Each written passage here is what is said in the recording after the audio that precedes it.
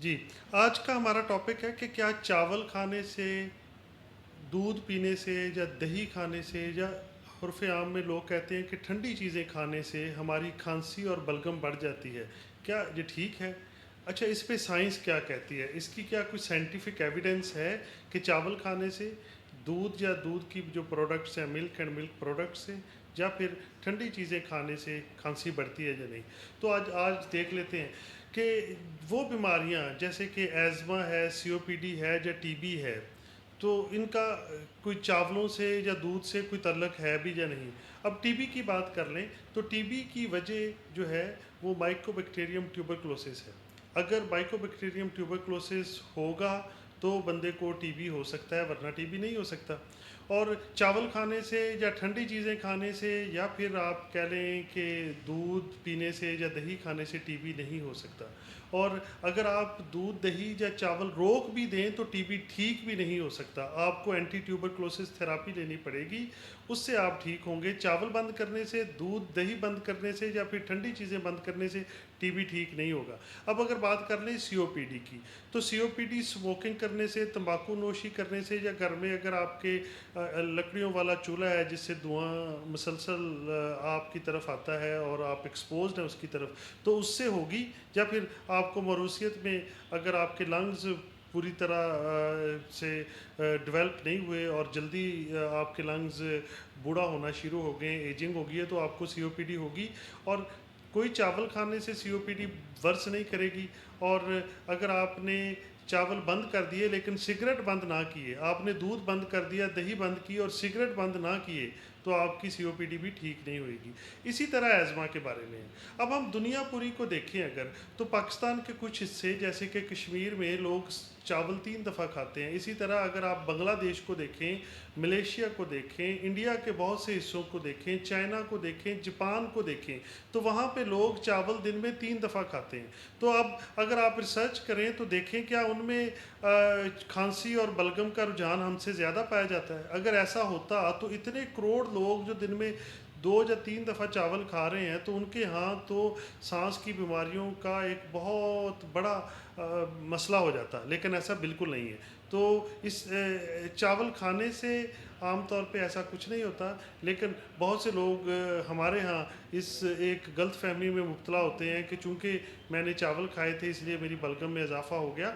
اگر آپ اتنا زیادہ یقین کرتے ہوں ایسی چیزوں پہ، تو ایک پلیسیبو افیکٹ ہوتا ہے، اس سے بعض لوگوں کو ہوتا بھی ہے کہ جب وہ چاول کھا لیں تو اگر ان کو ایزما یا سی او پی ڈی یا ٹی بی یا پھر کوئی بھی اور مسئلہ ہے، تو ان کو لگتا ہے کہ چاول کھانے سے ان کی سمٹمز ورس ہوئی ہیں۔ یہ انڈیویجول کیسز میں پلیسیبو افیکٹ کے تحت تو ہو سکتا ہے، لیکن اس کی کوئی سائنٹیفک ایویڈنس نہیں ہے۔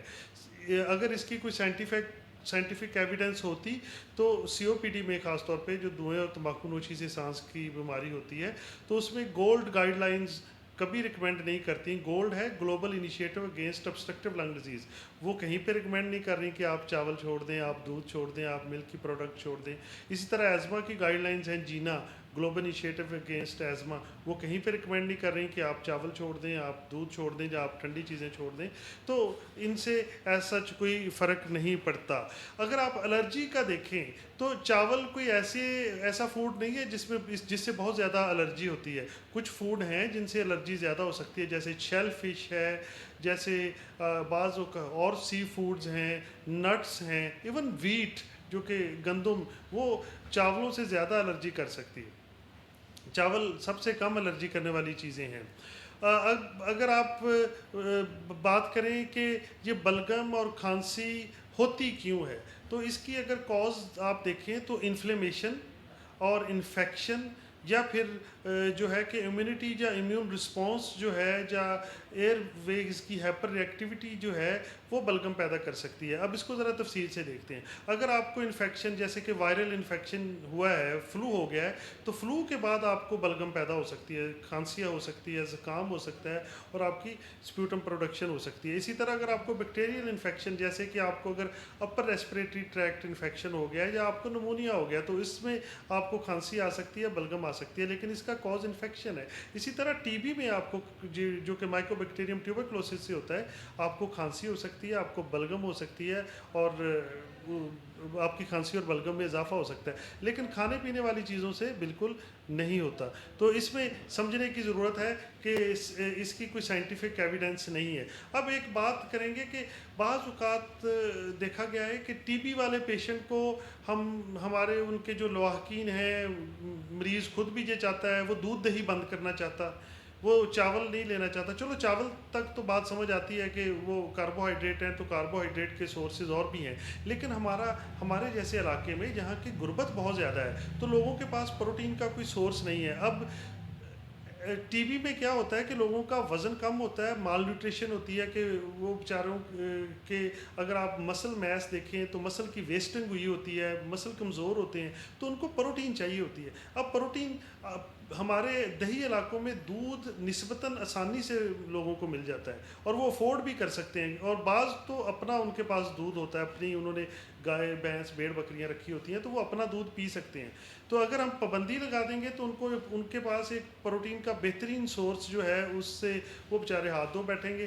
اور گوشت کی جب بات کریں تو کچھ لوگ اپنے لیوز کی وجہ سے بڑا گوشت نہیں کھاتے، کچھ لوگ گوشت افورڈ بھی نہیں کر پاتے، تو پھر پروٹین کے ایک بہت بڑا سورس جو کہ ملک اور ملک پروڈکٹس ہیں جیسے دودھ دہی، تو ٹی بی کے مریضوں کو اس سے بھی بیچاروں کو وہ بھی نہیں لے پاتے. تو یہ وہ چیزیں ہیں جن کا خیال کرنا چاہیے. تو ہمارا مقصد ہے کہ ہم آپ کو سائنٹیفکلی سارا سمجھا سکیں، باقی فیصلہ آپ نے کرنا ہے. جس کو یہ چیز سمجھ آ جائے اس کا بھی بھلا، جس کو نہیں سمجھ آتی اس کا بھی بھلا. لیکن اگر آپ تھوڑی سی ریسرچ کریں، کیونکہ اب انٹرنیٹ کا دور ہے، آپ کے پاس آپ انفارمیشن کو گوگل کر سکتے ہیں، اے آئی سے پوچھ سکتے ہیں. ایک دفعہ جو میو کلینک کا ایک بڑا اچھا ایک آرٹیکل تھا سائنٹیفک، جس میں انہوں نے بتایا تھا کہ کین ملک انہانس اسپیوٹم پروڈکشن، تو اس کا آنسر تھا نہیں. انہوں نے بڑی ریسرچ کی اور ان کو کوئی ایسا ریزن نہیں ملا کہ ڈیری پروڈکٹ سے آپ کی جو اسپیوٹم پروڈکشن ہے وہ بڑھ سکتی ہے. ہمارے ہاں تو لوگ کہتے ہیں کہ دودھ تے بلغم بناتا، دودھ تو ریشہ پیدا کرتا ہے، وہ ایسا بالکل ہے نہیں، ایسا سائنٹیفکلی پاسبل نہیں ہے. اور دودھ دہی سے یا چاول سے یا ٹھنڈی چیزیں کھانے سے آپ کو ٹی بی بھی نہیں ہو سکتا، آپ کی سی او پی ڈی بھی نہیں ہو سکتی، اور آپ کو ایزما بھی نہیں ہو سکتا. تو آپ ایک بیلنس ڈائٹ لینی چاہیے. ایزما میں بھی یہی کہا جاتا ہے کہ آپ بیلنس ڈائٹ لیں، آپ کی ڈائٹ میں پروٹین، کاربوہائیڈریٹ اور ہیلدی جو فیٹس ہیں وہ ساری ہونی چاہیے. اور اس میں بھی یہی کہا جاتا ہے، بلکہ جو دودھ ہے، ملک ہے، وہ تو ایک بڑا اچھا سورس ہے ملٹی وائٹامنس کا، ہیلتھی پروٹین کا، ہیلتھی فیٹس کا اور ہیلتھی کاربوہائیڈریٹس کا. Thank you so much.